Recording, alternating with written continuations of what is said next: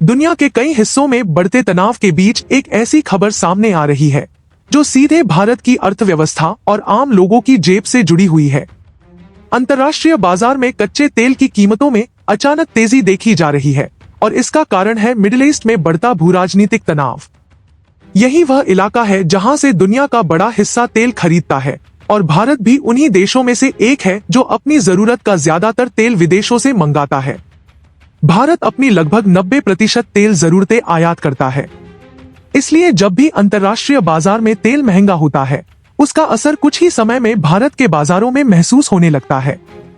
पिछले कुछ दिनों में कच्चे तेल की कीमतों में तेजी से उछाल आया है और विशेषज्ञों का मानना है कि अगर यह कीमतें $100 प्रति बैरल के आसपास पहुंचती हैं, तो भारत की अर्थव्यवस्था पर दबाव बढ़ सकता है। तेल की कीमत बढ़ने का असर सिर्फ पेट्रोल और डीजल तक सीमित नहीं रहता। जब तेल महंगा होता है तो ट्रकों और ट्रांसपोर्ट का खर्च बढ़ जाता है। यही ट्रक हमारे शहरों तक सब्जियां, फल, अनाज और रोजमर्रा का सामान पहुंचाते हैं। जब ट्रांसपोर्ट महंगा होता है तो धीरे धीरे बाजार में हर चीज की कीमत बढ़ने लगती है। यानी इसका सीधा असर आम लोगों की जेब पर पड़ सकता है। आर्थिक विशेषज्ञों का कहना है कि अगर तेल की कीमतें लंबे समय तक ऊंची रहती हैं, तो देश में महंगाई का दबाव बढ़ सकता है।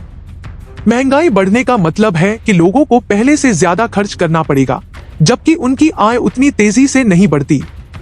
इसके अलावा भारत को तेल खरीदने के लिए ज्यादा डॉलर खर्च करने पड़ेंगे, जिससे देश का व्यापार घाटा भी बढ़ सकता है। हालांकि सरकार और आर्थिक एजेंसियां इस स्थिति पर लगातार नजर बनाए हुए हैं। कई विशेषज्ञ मानते हैं कि भारत अब धीरे धीरे वैकल्पिक ऊर्जा की तरफ भी बढ़ रहा है, जैसे सोलर एनर्जी और ग्रीन एनर्जी। इसका उद्देश्य यही है कि आने वाले समय में देश की तेल पर निर्भरता कम की जा सके। लेकिन फिलहाल सबसे बड़ा सवाल यही है कि मिडिल ईस्ट में चल रहा तनाव कब तक जारी रहेगा, क्योंकि अगर यह तनाव बढ़ता है तो तेल की कीमतें और ऊपर जा सकती हैं। और अगर ऐसा हुआ तो इसका असर सिर्फ वैश्विक बाजारों पर ही नहीं, बल्कि भारत की अर्थव्यवस्था और आम लोगों के